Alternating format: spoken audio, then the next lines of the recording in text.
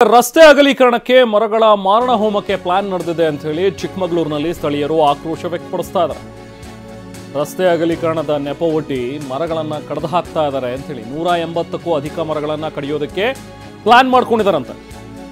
So ಈಗಾಗಲೇ ಯಾವ್ಯಾವ ಮರಗಳನ್ನು ಕಡಿಬೇಕು ಅಂತ ಹೇಳಿ PWD ಅಧಿಕಾರಿಗಳು ಮಾರ್ಕಿಂಗ್ ಕೂಡ ಮಾಡಿದ್ದಾರೆ.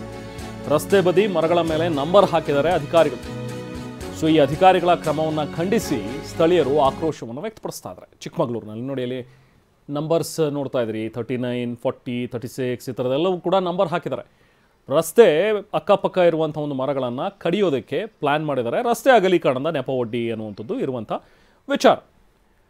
ಬನ್ನಿ ಮತ್ತಷ್ಟು ಮಾಹಿತಿ ಪಡೆಯೋಣ ನಾವು ಪ್ರತಿನಿಧಿ ಅಶ್ವಿತ್ ಅವರಿಂದ. ಅಶ್ವಿತ್, ಮರಗಳನ್ನು ಕಡಿಯೋದಕ್ಕೆ ಈಗಾಗಲೇ PWD ಅಧಿಕಾರಿಗಳು ಪ್ಲಾನ್ ಮಾಡ್ಕೊಂಡಿದ್ದಾರೆ ಅನ್ನುವಂಥದ್ದು ಆ ಮಾರ್ಕಿಂಗ್ಗಳನ್ನು ನೋಡ್ತಾ ಇದ್ರು ಕೂಡ ಗೊತ್ತಾಗುತ್ತೆ. ಬಟ್ ಏನು ಹೇಳ್ತಾರೆ ಸ್ಥಳೀಯರು, ಏನು ಹೇಳ್ತಾ ಇದ್ದಾರೆ? ಸೊ ಅಂದರೆ ಈಗ ರಸ್ತೆ ಪರ್ಯಾಯವಾಗಿ ಏನಾದರೂ ಮರಗಳನ್ನು ಕಡಿದಲ್ಲೇ ಪರ್ಯಾಯವಾಗಿ ಏನಾದರೂ ರಸ್ತೆ ನಿರ್ಮಾಣ ಮಾಡ್ಬೋದಾ? ಅದನ್ನ ಬಿಟ್ಟು ಯಾಕೆ ಮರಗಳನ್ನು ಕಡಿಯೋದಕ್ಕೆ ಮುಂದೆ ಆಗ್ತಾ ಇದ್ರು ಇವರು? ಏನು ಹೇಳ್ತಾರೆ?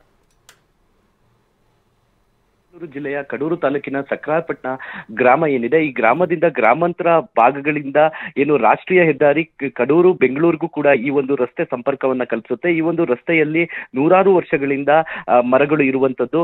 ಈ ಒಂದು 180 ಮರಗಳನ್ನ ಕಡಿಲಿಕ್ಕೆ ಈಗ ಎಲ್ಲಾ ರೀತಿಯ ಸಿದ್ಧತೆಗಳನ್ನ PWD ಇಲಾಖೆ ಮಾಡ್ಕೊಂಡಿರುವಂತದ್ದು. ಈ ಒಂದು ಮರಗಳನ್ನ ಕಡಿಲಿಕ್ಕೆ ಅರಣ್ಯ ಇಲಾಖೆ ಕೂಡ ಈಗ ಒಪ್ಪಿಗೆಯನ್ನ ಕೂಡ ನೀಡಿರುವಂತದ್ದು. ಪ್ರಮುಖವಾಗಿ ಸ್ಥಳೀಯರು ಸಾಕಷ್ಟು ಒಂದು ವಿರೋಧವನ್ನ ವ್ಯಕ್ತಪಡಿಸ್ತಾ ಇದ್ದಾರೆ.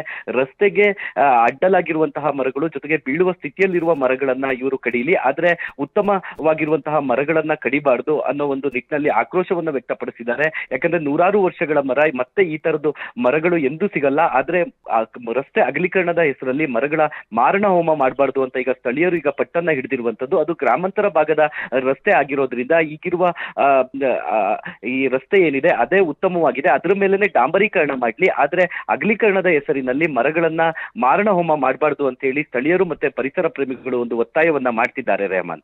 Okay, thank you Ashwith.